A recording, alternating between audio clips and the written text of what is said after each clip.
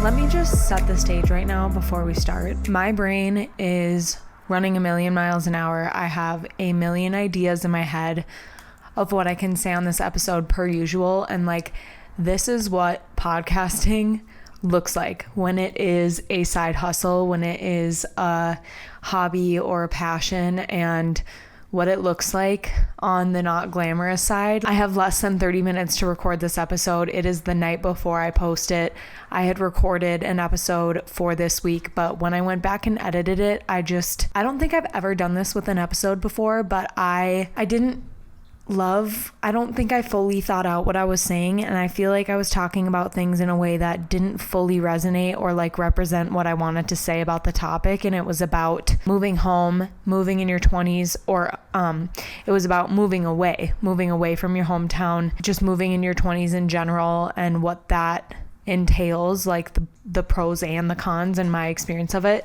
I just didn't love how it came out. So I'm here now. It's the last couple days of the year, and I'm really feeling like we need a little bit more of a touch base, a catch up, where I'm at with content creating in general. I wanted to highlight the behind the scenes of the podcast because there's so much of this that you don't see. And I think subconsciously that's a lot of the reason why you don't start, is because you're scared of the commitment, you're scared of the amount of time something like this is going to take, and then the emotional, I don't want to say toll, because what we're going to get into is what the act of sharing does for your nervous system, for your brain, from my experience. And I wrote down some research that I found, because I got to thinking, what is it about putting your voice out there that's so powerful? Why do the people who feel called to make content and pursue sharing a message just from the bottom of their heart, especially the ones who don't see it as a means of making it a job or whatever, people who are just genuinely putting themselves out there and sharing a message, what is that? What's behind it? What's the benefit? And why is it so important? And it got me thinking about the creative process in general, and sorry if you can hear Posey eating, and something that my professor said was that if you create something and you don't post it, if you don't share it, it doesn't count. And I don't think he meant it in the way of discrediting our creations, but I do think there's something to be said about what happens, what you grow through when you post something, when you put your voice out there. And so I want to talk about where I've been this week and why it's been such a struggle for me to create content, because I just want to be in my life, especially after the time off that I took over the holidays. I went to my family's Christmas. We did it early, and then we went to Spencer's in Indiana, and my Oura Ring said that I had 0 minutes of stress, just like the last time that I went to Indiana. Literally nothing on my mind. I gave myself permission to be off of work. I'm off of school. I was off of creating content, and I've been posting 3 times a week for quite some time. And now I'm committed to doing a podcast episode a week. So I prepped ahead of time. I edited. I was ready to post. I had my shit on lock, and then I didn't like the episode, and it kind of put me behind. And I'm do I or do I not stay consistent? Do I or do I not create? Because being on this off mode, being on this holiday mode has felt so good that it's almost I don't want to get back on. I don't want to get back on of having shit to do every day, and all of the extra stuff too, just all of the time that my brain takes up thinking about content and the energy it takes to set the microphone up. This is the ultimate grassroots. I am the epitome of done is better than perfect, because I'm recording on my YouTube Canon camera that is stacked on a phone selfie stand that's flipped up so it can balance on it, with a tarot card deck so it has something to balance on. That's what my camera is set up on. And then I link that and this microphone that is rented from school. I just have this plugged in with my SD card. I'm recording on GarageBand. I have these ugly ass headphones sitting here on my couch. It's nighttime, and I meant to record this episode earlier today, but I hung out with Brea. We went to the gym. I brought Posey to the vet this morning. I had some work to do, and then Brea and I just hung out. And I really wanted to highlight valuing time with people over creating content and like sticking to the things that you feel called to do. And I saw this post on Instagram that my friend Shannon reposted. I'm going to pull it up as I talk. It was essentially talking about like, what if you don't need to do more planning and like more prepping and more essentially being online, being on your phone for the rest of 2025? What if you needed to like create more and do things that light you up? It says, maybe you don't need to lock in before 2026. Maybe you need to put your phone down and create, do the things that bring you joy, connect with your inner child, slow down and reflect, spend time with the people you love, not take life so seriously, be fully present in the little moments. And it was just emphasizing the fact that you're not a project to be worked on, like you're a human being. And the person who posted that it's Natalie Cass. I just found her content today and I really like it. I really love everything about it, the authenticity, the editing style, everything. And she just said, you are not a project to be fully finished before the new year is over. And I've been saving, okay, I need to post a 2025 wrap up and I need to post this. And I really liked her content of like the intro post that she has pinned to the top of her page, and it's like, hey, it's me, and it's this like really well edited carousel of everything she loves, and it's so well thought out. And I'm like, maybe I should make that type of content. Like the brain of thinking of more and more content, it never shuts off. At what point do you like immerse yourself back into your life and put the fucking phone down and take the L and just accept the fact that you are inconsistent with posting for one goddamn week, or you don't post a podcast for a week? But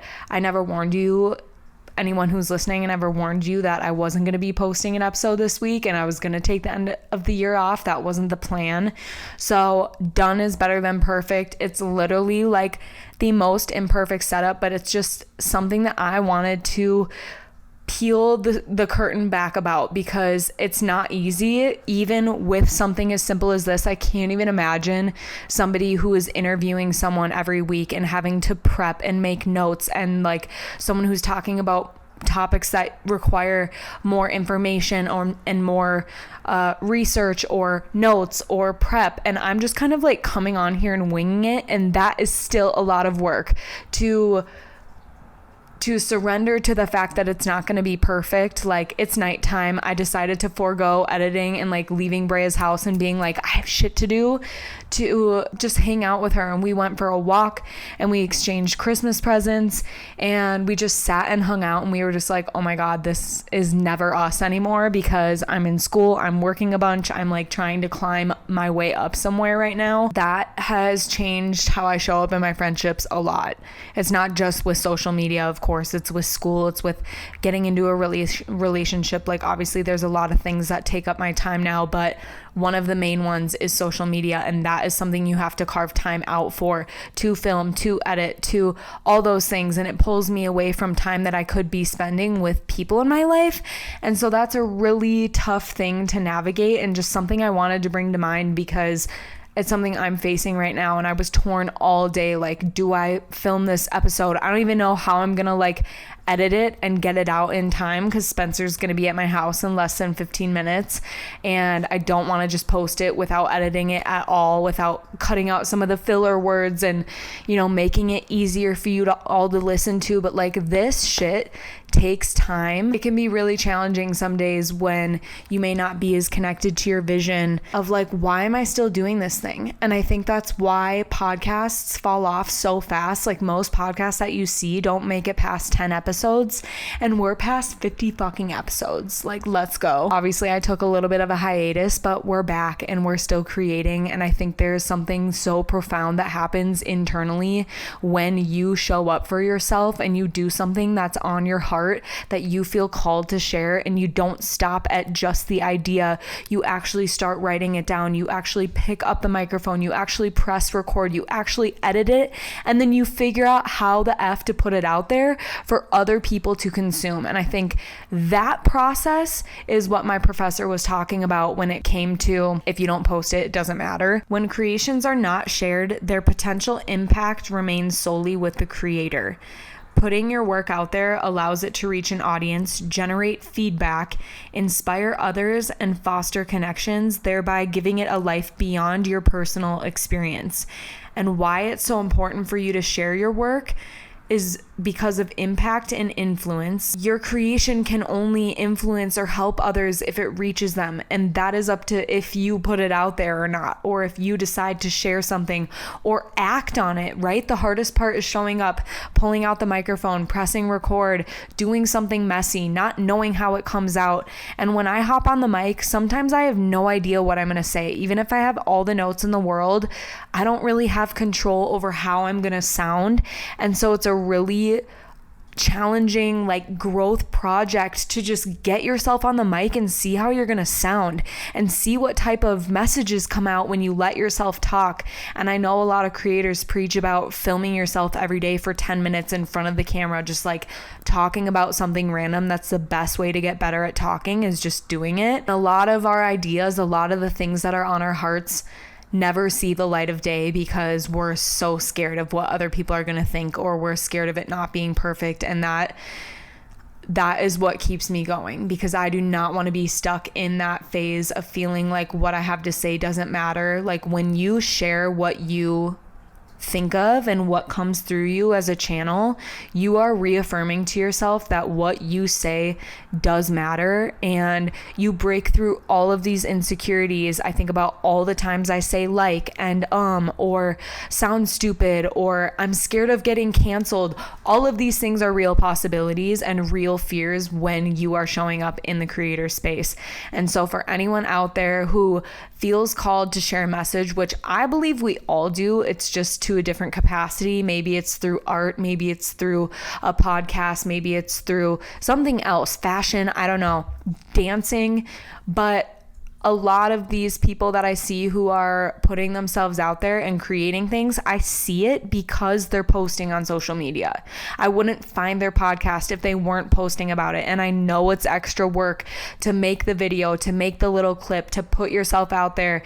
And a lot of people don't want to deal with social media because of the negative toll that it takes on your mental health. And my boyfriend and I were having a conversation about this, of how he completely quit social media because he used to be in that boat of caring about likes and caring about outward perception. And he noticed such a strong correlation of his mental health and being on his phone and being on social media that he completely deleted his accounts. And I definitely am a victim of that. I feel that every single day. I have such an internal battle with social media all the time, but as a creator, it's a voice that I can't quiet down, and I can't ignore the fact that I feel like what I have to say needs to be shared beyond what I'm saying in my yoga classes. There are other ways that this stuff wants to come out.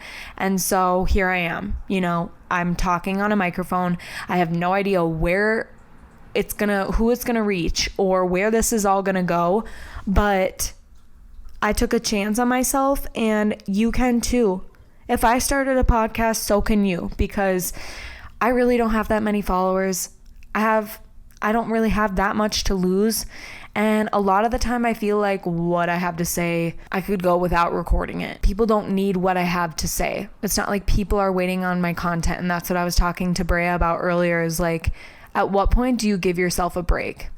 And at what point do you recognize, in a humbling sense, or in a taking the pressure off of yourself sense, that nobody's waiting for your stuff? So if you take a break, or if you lessen your load and decrease your commitment to posting once a week or journaling once a week or whatever it is, just still showing up for yourself, but maybe taking some of the pressure off. I'm nobody cares. But then on the other side, it's you never know who your message is meant to reach. And I personally think that the ideas that we have, the downloads that we get, the creations that come onto our hearts, they're not for us to share. Of course, it's fulfilling, and I don't know exactly what I found. I found a bunch of articles that I wanted to refer to sound smarter. One article said disclosing information about the self is intrinsically rewarding. Talking about our shit heals at the end of the day in a non-scientific way.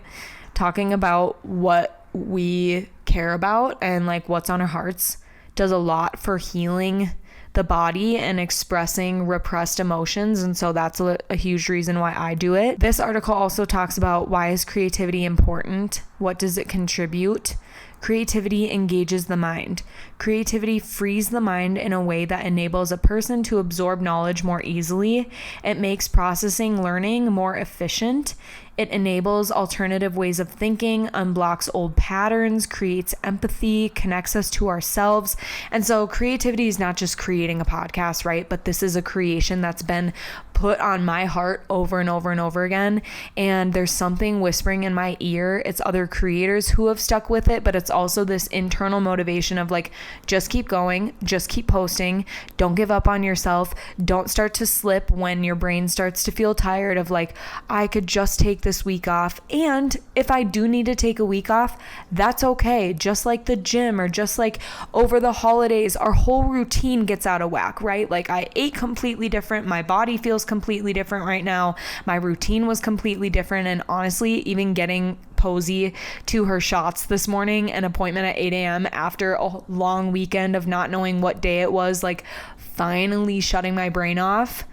I didn't want to start it again. I did not want to get back on the busy train. And I'm like, Vanessa, this is your life. Let's go. And I started thinking like, I do need to record a podcast today. I do need to get something out there because it matters to me. And this is just a little microcosmic action of what the actions that I'm taking now is going to affect the version of me years later, years down the line. So this isn't for me today. Part of it is, and part of it is building integrity with your word, but me showing up for myself now in all of the ways that I am, how I'm taking care of myself, if I'm meditating every morning or not, if I'm journaling, if I'm checking in, I'm trying to be on my phone less. I'm trying to start figuring out the things that are contributing to my anxiety so I can enjoy my life more and feel more at peace, so my body can be more at peace, so my mind can, like my relationships, I'm working on it all. At what point can we take a break, and then how do we turn back on?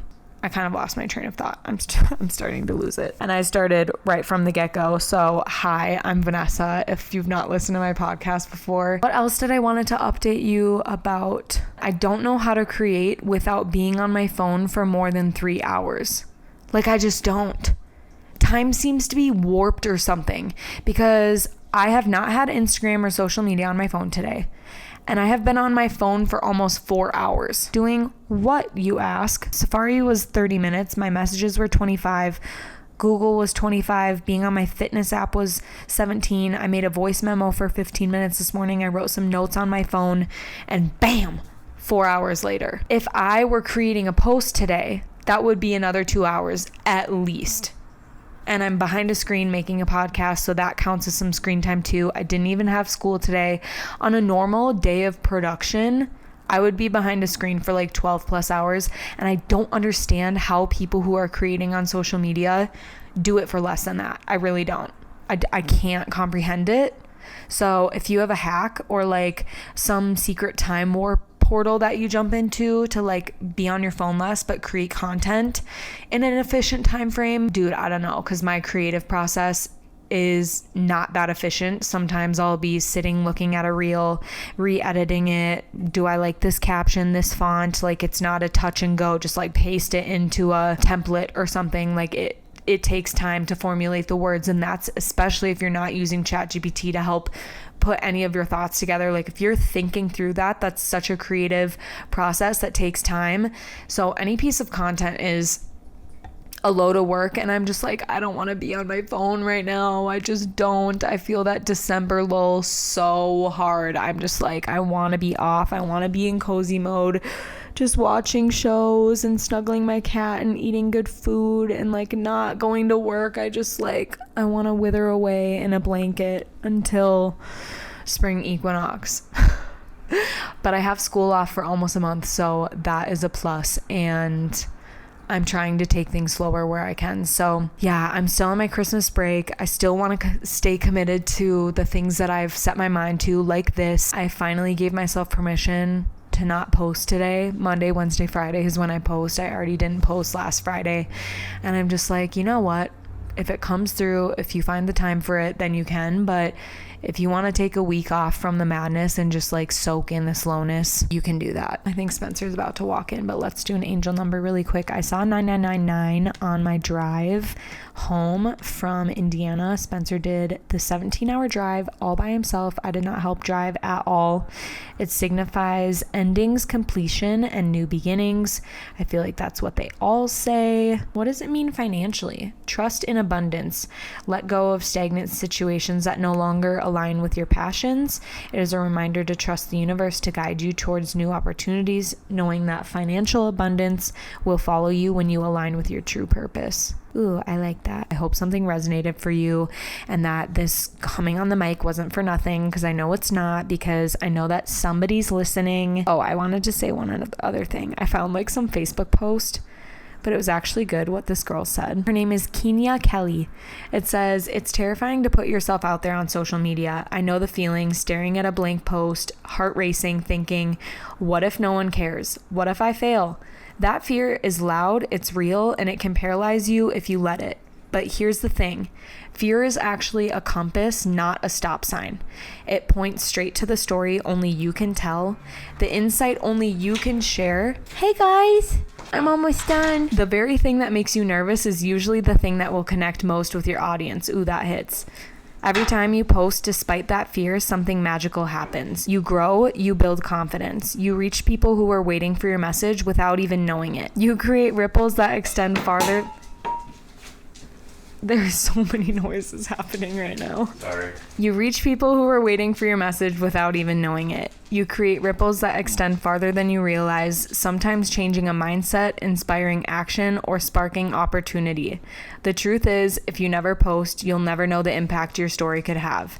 Your message matters, your experience matters, your voice matters, and the world deserves to hear it. So yes, posting is scary, but it's also powerful, and every post you make, in spite of fear, is a step towards influence, growth, and impact beyond your imagination. I love that. I think that's a really good way to close out. Okay, let's take one breath. Come here, Posey. Let's breathe. Empty the air from your lungs. Take a breath in. Open mouth, exhale. And if you need permission to cozy up, you don't have a cat to remind you to just go sit on the couch and snuggle up and watch a movie, then this is your reminder to end the year out with gentleness and create where you feel called to, but rest where you can. If you're feeling that midwinter slump, I'm right there with you. Okay, love you. See you next week. That shirt's handsome. Thanks. You got a sumo orange? I sure did. Oh. I sure did.